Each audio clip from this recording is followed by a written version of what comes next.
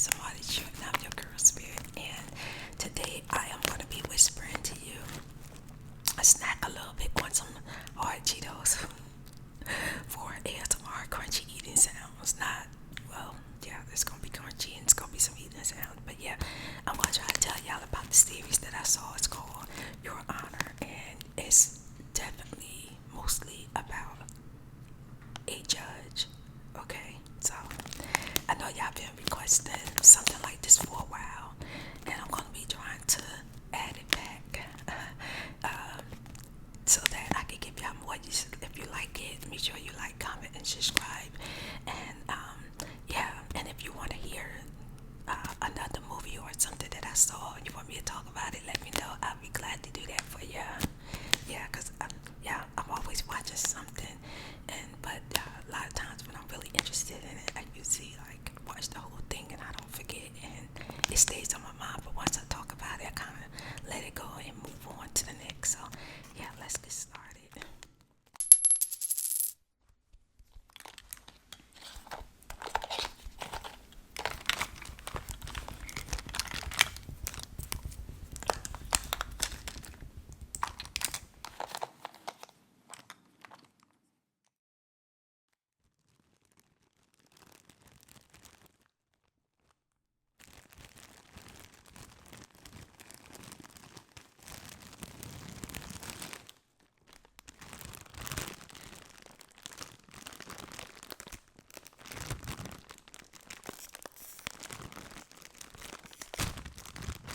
Oh, it smells so good.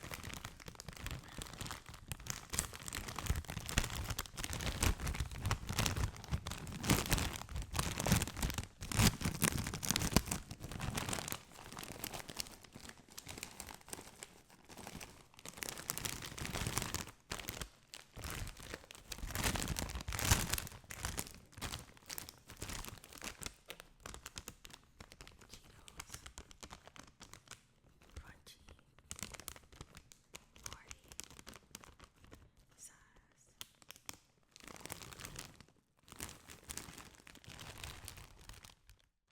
Okay, so I'm trying to remember where I saw it at. I think it's on. It might have been Paramount. If it's not Paramount, it might be Netflix. And I think I just got rid of Stars. I don't know where I saw it. You could Google it, probably look it up if you want to. And then you can listen till you feel sleepy and go to sleep. You know what I'm saying? Yeah. But yeah, spoiler, cause I'm about to tell y'all about this series. I want to say movie, but it was like a movie, but it was broken up in pieces. TV series. It was crazy. I can't believe I watched that whole thing to the end. I watched the whole thing to the freaking end. It was so freaking good. It was so good. And yeah, even though I'm about to tell you about it, because a lot of my people, they like for me to tell them about shows I see, I suggest you watch it for yourself. Now, I don't have people tell me that when I've talked about a show, they go watch it. They freaking loved it. It was so good. Or they tell me their perspective on it. So yeah, I suggest you go watch the show. Yeah, okay. Alright, so now the show start out with this judge in court, which is they call, you know, they call the judge Your Honor. That's the name of the movie, Your Honor, or the show, the TV series, Your Honor. And he in court, and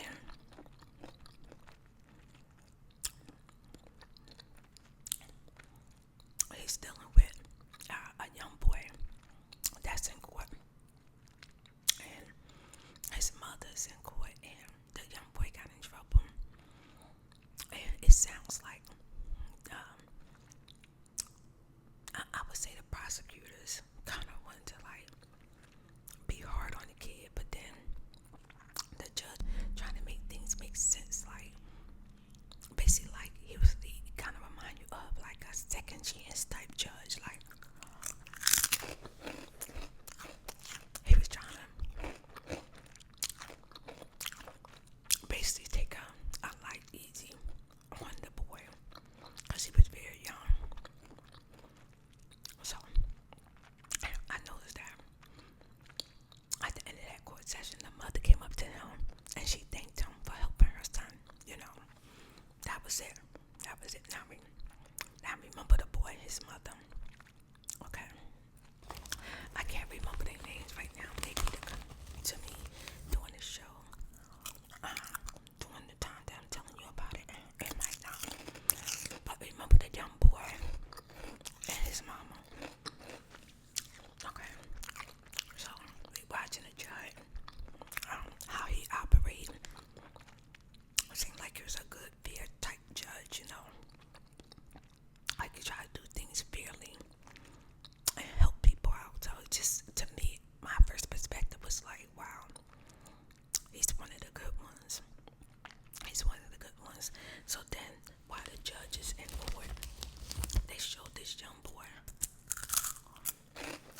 He was in his car, and he was on the side of a town that he wasn't supposed to be in.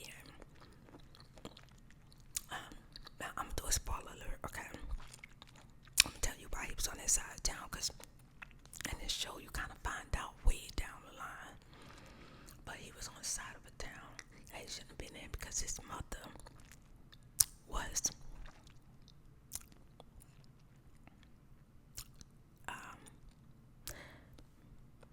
I want to be careful with the words I use. Y'all know how it is. His mother was taken out wrongfully, okay? And it was in a bad part of town, like a town you just don't go in, like the hood, like the hood, you know. And of course, he was like a white boy, so he was very noticeable on that side of town. Like, he definitely shouldn't have been there. I have to keep turning my head, y'all, because I have to make sure my mic is still working. Okay, so while he was out there,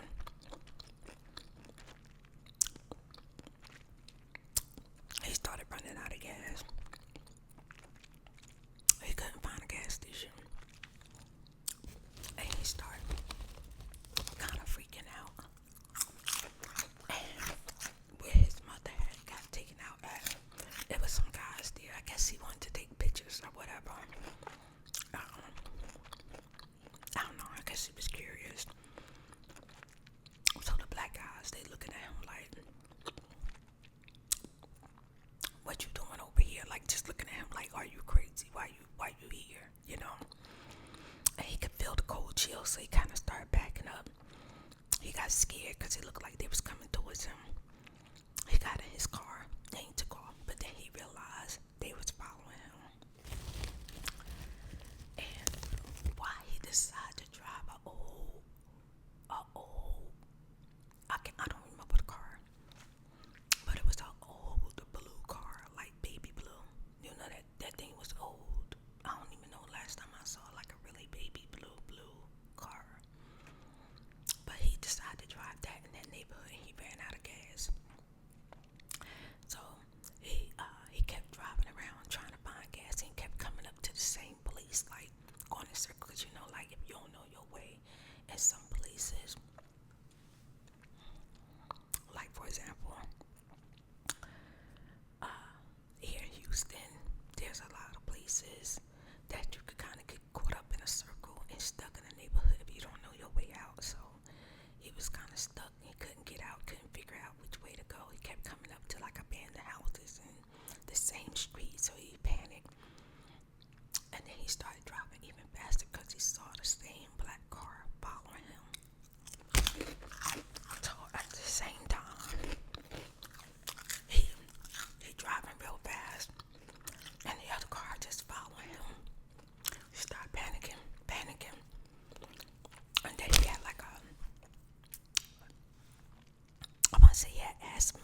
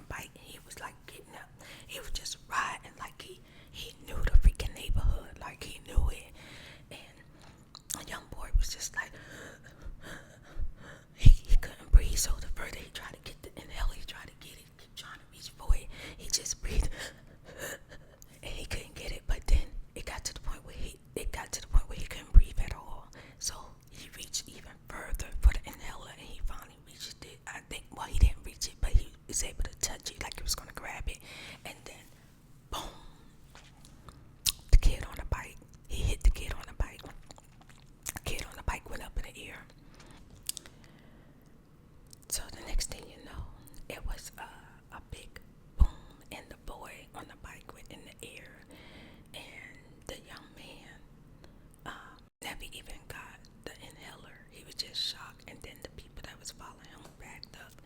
I'm figuring they backed up because they knew, like, yeah, we better get out of here. The young man went out the car, like, okay, like, so yeah, the young man is the man that the young boy that was hit was about 17. And the young boy, I'm thinking, was about 17 too. Yeah, I think they was about the same age. If he wasn't 17, he was 18. I think he was still in high school.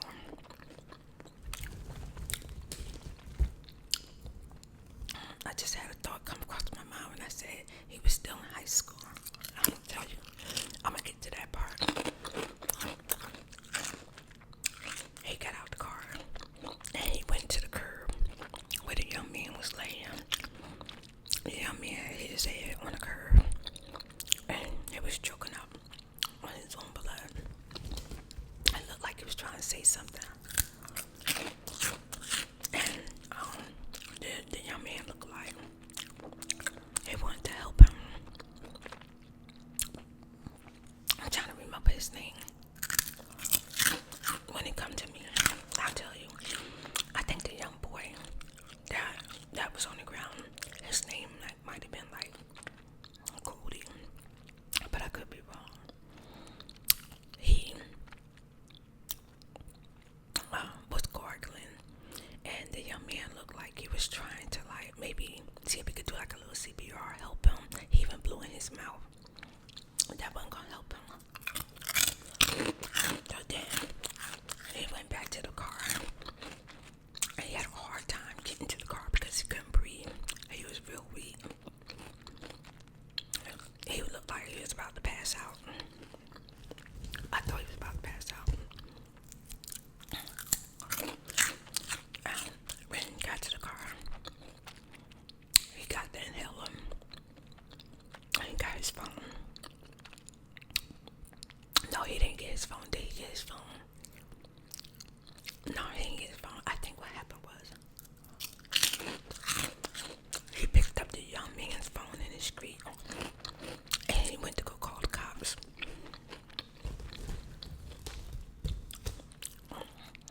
Now I gotta go back because I remember he went to go call the cops to get the young man some help. But when he got on the phone, they was trying to ask him where it was at. He couldn't breathe. All he could do was like this. He couldn't get nothing out. And it got to the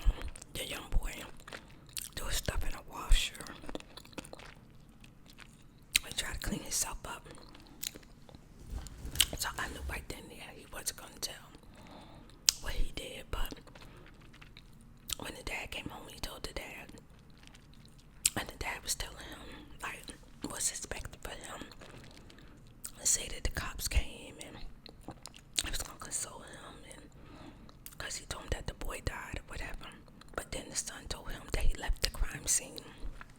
And the dad was just like shocked, just shocked, like, oh my God, that's a crime.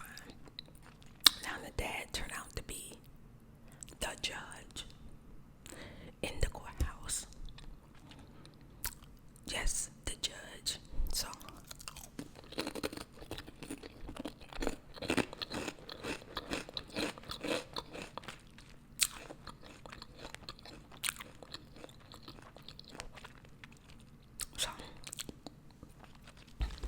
he had prepared to take his son down to the police station to turn his son in.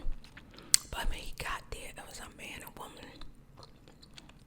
crying because they just found out that their son had passed away. And he was staring at them like he was like frightened. He was just about to turn himself into the police for turning his son in. Then he ran out of the police station, got back to his car. He told his son was getting out of the car, turned himself in. He was like, get back in the car. He was like, no, but you said I gotta turn myself in. He's like, get back in the car. And the son was like, but I don't understand. And he was like, the boy that you killed, well, I gotta say that, the boy that you took out belongs to one of the notorious Mafia gang people. So yeah, we can't do that because they will take you out, take out the whole family. We can't do that. Get in the car. So they got in the car, they drove off.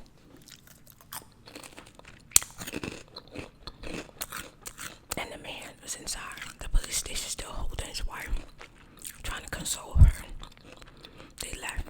The judge went back home. He started trying to retrace everything his son did in the house. Make sure there was like no evidence or nothing around. He went to the car. He started wiping down the car and cleaning out the car. And then he was throwing everything outside the car that was gonna go in a black bag. And he got like this dog that like attention. He wouldn't pay the dog no mind. But the dog grabbed one of the bloody, I'm gonna say towels or shirts. And child, he hid it in the house. The dog hid it in the house. After the father cleaned the house up, any evidence, they didn't know it. So I was thinking like you're thinking, oh yeah, the dog's gonna get them caught. That's what I was thinking. The movie just like kept me on edge. The TV series kept me on edge, or like just on edge. So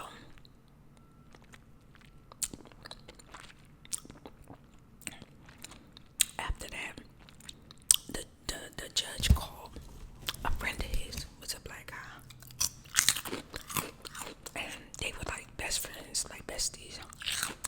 And he told him, look, I need to get rid of a car. And he was like, what you mean? It's like, I needed to be gone. But he didn't tell his best friend why he needed the car to be gone, but he just told him, I can't tell you, but I need the car to be gone. So the bestie knew a lot of the like drug dealers in that hood neighborhood. So they got a young teenage boy to steal the car. He didn't actually steal it because they gave him the keys. He went to go pick up the car. He picks up the car. He got the music on. Got a little baseball in the car. He playing with him. Driving down the street with a white man's car. Trying to make it back to the hood so they could kind of like, I guess, take it apart, whatever. Police pull him over. They like, did I do anything wrong, officer? I asked him for his license registration. asked him, did you know this car was stolen? He was like, no, I didn't know the car was stolen. They took him out the car and booked him. You know how they treated him. Took his butt down to the jail. Like in jail. He thinking he good. All he did was steal the car. His people gonna get him out because they sent him to go get the car. He in jail. And they was going over some things for him. He was conversating with different officers in the jail, and they was about to let him go. He had been in there, I think, all night, all day. So he getting himself ready to walk out of jail, and they found out that the boy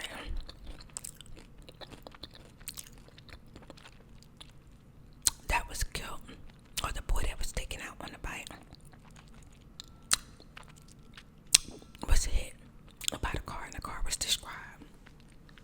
So all the police officers start like making a U-turn back to jail to catch him before he leave. And next thing you know, he grabbed him. He didn't know what was going on. They told him he was going down for murder. You know what I'm saying? And now the boy looking like right out of his mind because he knew he didn't do anything like that. They got the boy in jail.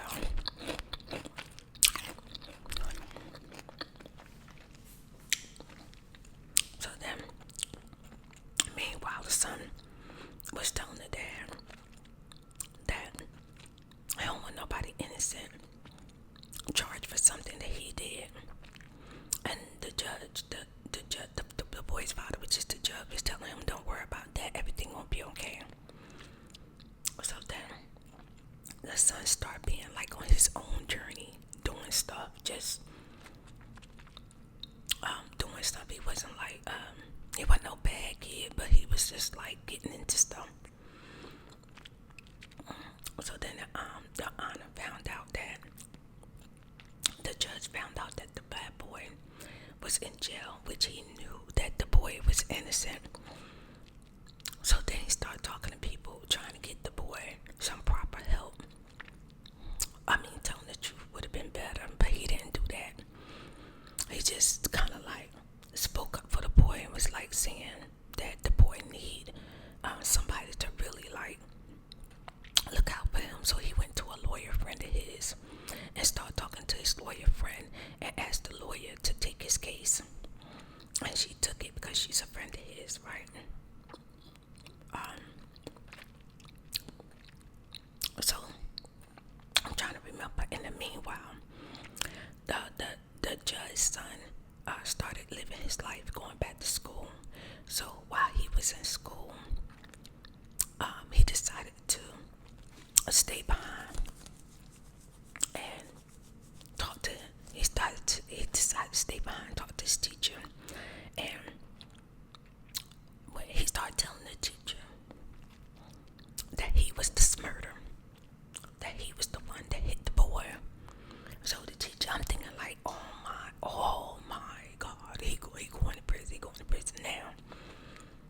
I'm thinking she could go tell somebody, but instead, she started calming him down, telling him he shouldn't speak like that, everything gonna be alright. And then I think that she took him to his house, and so I realized through the show, I'm not gonna get into every detail, but he was having a full-blown sexual relationship with the freaking teacher. Now I'm guessing the teacher was between, I think the teacher was like 26 and the boy was like 17. She was having a relationship with him, and it sounded like she had been having a relationship for him for like a year. Like, girl, like, you messing with your student, a child. You know, that's the way I saw it. They was having a full-blown relationship. So then I understood why she didn't go to the police and she didn't tell on him.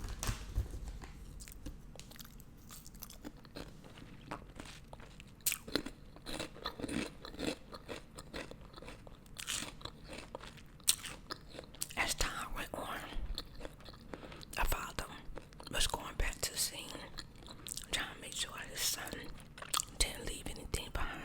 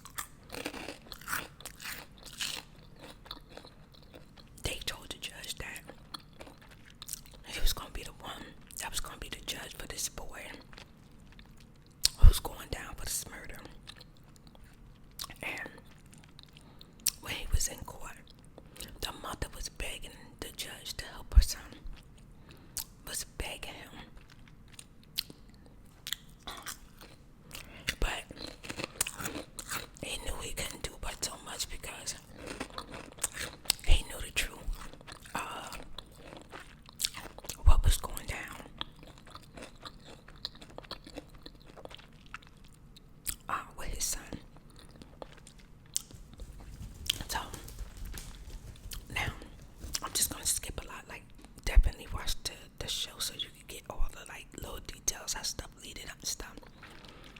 And I'm gonna jump to this part.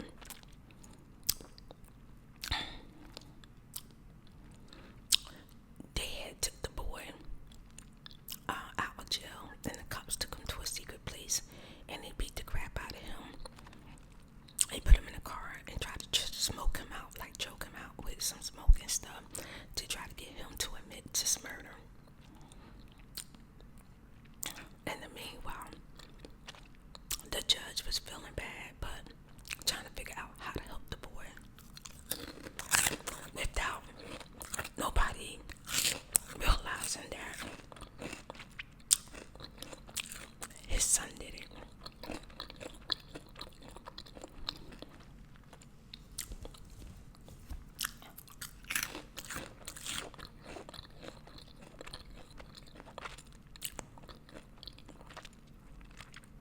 Now, the boy that passed away, his mama took it real hard. She was telling the father that he needed to do something, like he needed to go after somebody and punish people for their son passing and stuff like that.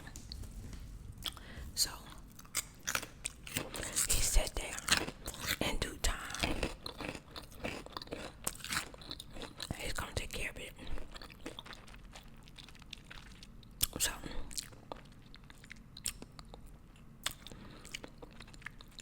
they had a son that was in prison. The Mafia people.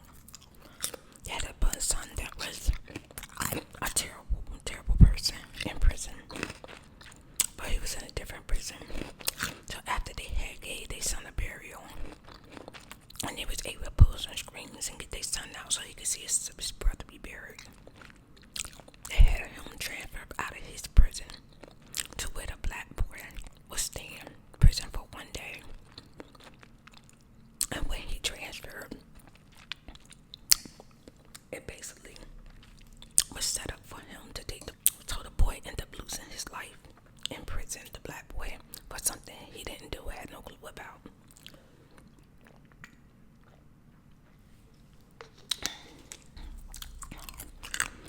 And then the way the boy beat him, it was terrible. They beat him to unrecognizable.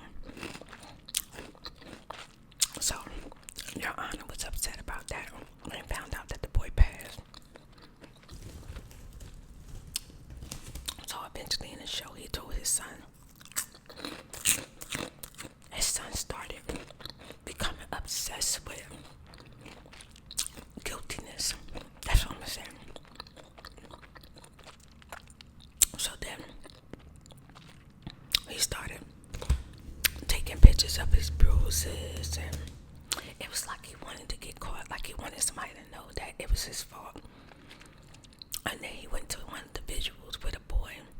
His family hold the visual. He met up with the boy's sister. And him and the boy's sister started becoming friends. And throughout the show, the father didn't know. They started becoming lovers. He started becoming lovers with the boy that he's murdered, sister. So he was among the Mafia. And the father didn't know. All through the movie, I kept saying to myself, all through the TV show, I kept saying to myself, why isn't the father watching this boy?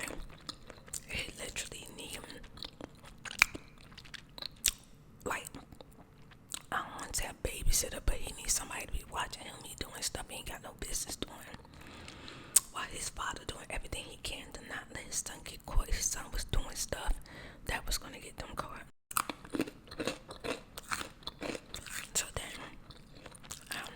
one day, a prosecutor or somebody, or a DA, something like that, came over to the house, to the black woman's house,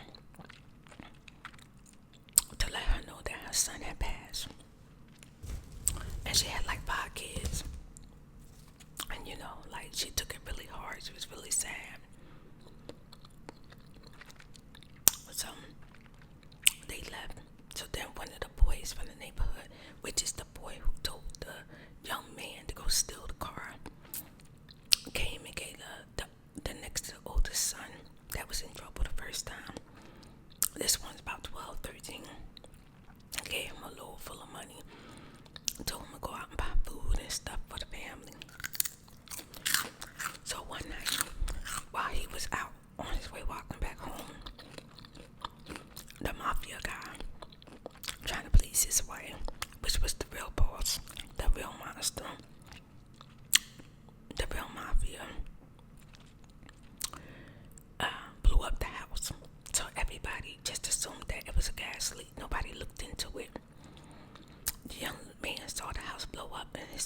all his siblings was in it. So now his brother got murdered in prison. His mom and brother and sister got blown to smithereens, and now he just standing in the middle of the street like shocked, just like shocked. So as the story go on, the young man found himself kind of living among the hood gangsters. They kind of took him in, and the woman, the boss, was a woman, a black woman, head honcho. She told him that he worked for her now, and he was telling them that he want to get revenge. He wants something to be done. His family been taken out. She told him, don't worry about it. They gonna get him in time. She said, yeah, we gonna take care of him in time. Keep your head low and you listen to me, and we're gonna get him. So the young boy started working basically underneath her, and she basically training him. So in the meantime, as time went on, they started prosecuting the Mafia's son, and basically trying to put him away for life. He's about to get out. Found out that the car that killed his son belonged to the judge. And the whole time, through the whole TV series, he had no idea that the judge's son actually killed his son.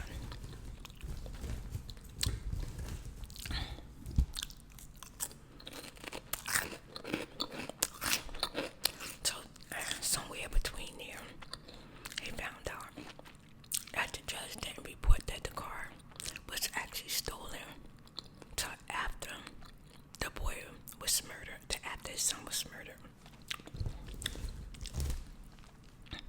So the Mafia guy felt like the judge was the one that hit and killed his son.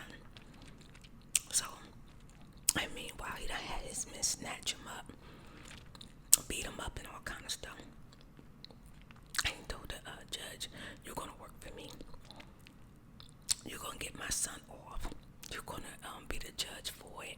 You're gonna make sure my son get off, or basically I'm gonna take you out and your son and his family, basically. And the man still don't know that it wasn't the judge that hit his son. It was his son that's dating his daughter. So the judge was committing all kind of crimes, trying to get the jury and persuade him to let this boy off the hook for this murder. So in the meanwhile, the little boy that he helped the first time was in the court now, because they done took out his brother, they done took out his whole family. And long story short, the Mafia son got off. He out, he living his life, living up everything. So, and in the meantime, the young boy teacher started stalking him a little bit, following him, and started realizing that he had a new girlfriend, which was the Mafia's daughter. And she told him, stop this relationship. Get rid of this relationship. You can't be with her. Because when she find out that you're the one that's murdered her brother, and he basically told the teacher that, oh, she just jealous. She jealous. So, as some more time passed, the little boy is still working for the people in the hood. And he telling them like he wants something done, because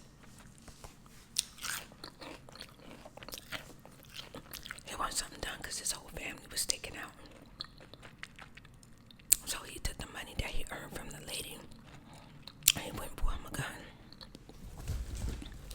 And one night, the Mafia family was having a party, a celebration. And the young girl invited the judge's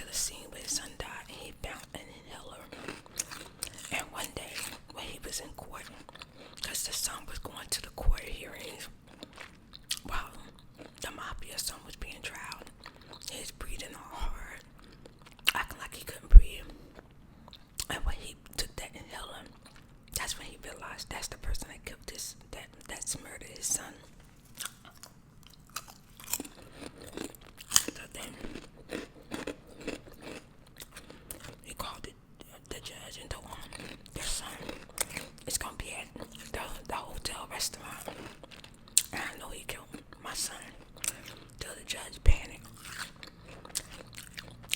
Something happened where his car wasn't there. His son had took his car. He started running, jogging all the way where his son was at. And when he got there, he banged him on the window. He begged for the cars to let him in. They wouldn't let him in, told me he wasn't invited. And then when he looked through the window, he could see his son with the girl. His son looking like he madly in love. He banged on his son, calling his son. Calling his son name.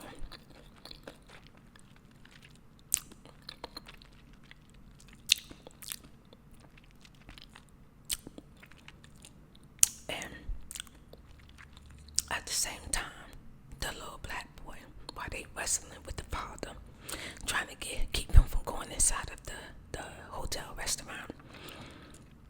They left the bed. The little black boy was able to sneak through the door, and he held the gun up, about to kill the Mafia's son. He had a good view, about to kill him. He let off the gun, but instead of the bullet hitting the Mafia's son, it ended up hitting. I want to say his name Chris, but I'm not sure. I can't remember. But it ended up hitting the judge's son in the neck. The judge was able to get in the building. He went to go hold his son, and his son died the same way the boy died. He was gargling off his own blood, and his father was just holding him while he died. Child, that scene took me out. Oh my God, it was heartbreaking. It was absolutely heartbreaking. And then the black boy dropped the gun and he ran. It was so heartbreaking. So then the black boy is on the run. The people in the hood looking for him. The mafia people looking for him because they want to take him out. And the boy that gave him the money and had him come live with them looked out for him, took him to a bus station, told him basically like, get lost, don't come back. When I tell you, it got so good. Now I'm gonna leave this off. Basically with that, I feel like the rest of it you can go watch. It's worth watching. Oh my God, it is so worth watching. I thought that it was going to end after the boy passed. No, child, it went to a whole nother level.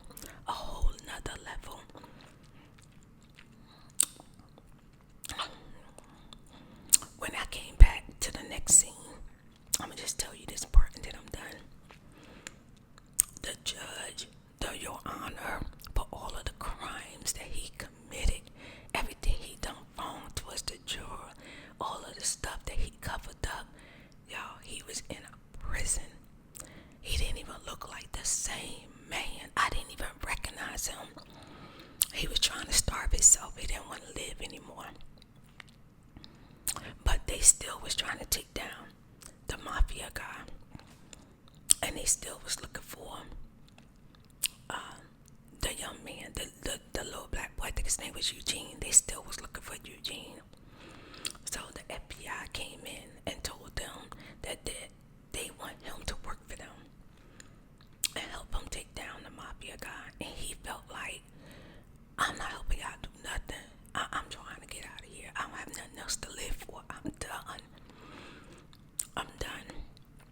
But then they told him that if he didn't help them, his best friend that helped get rid of the car has become mayor, and they're going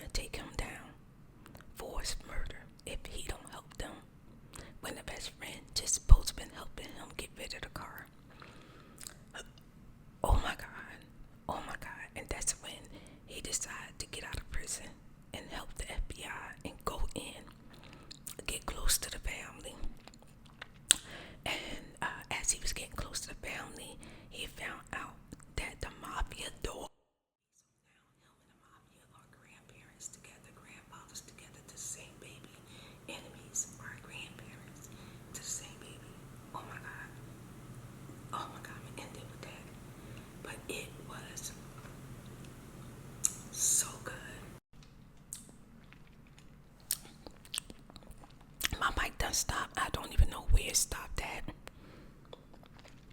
which is not good. So some of the story time at the very end, whatever I said, the mic is gonna be off. I'll try to put it in if I can. But when I tell y'all, the show is really, really good, and you should definitely watch it because you still got a whole lot more to hear and see. It's so freaking good. And like I said, the part that I'm gonna leave y'all off is where he found out that the Mafia daughter had a baby by his son Chris, and him and the Mafia man were grandparents together to the baby boy. Grandparents, both criminals, both enemies. It's so good. It went to a whole nother level. It was just good. I watched it to the very, very, very end. But yeah, I'm gonna stop right here. But thank you so much for watching. I hope you enjoyed the crunchy eating sounds, the cheese doodles, and the storytelling. Have a wonderful day, afternoon, and night. And I really hope you enjoyed the video. Good night. Bye, spirit lights. I'll see y'all in the next one. Bye.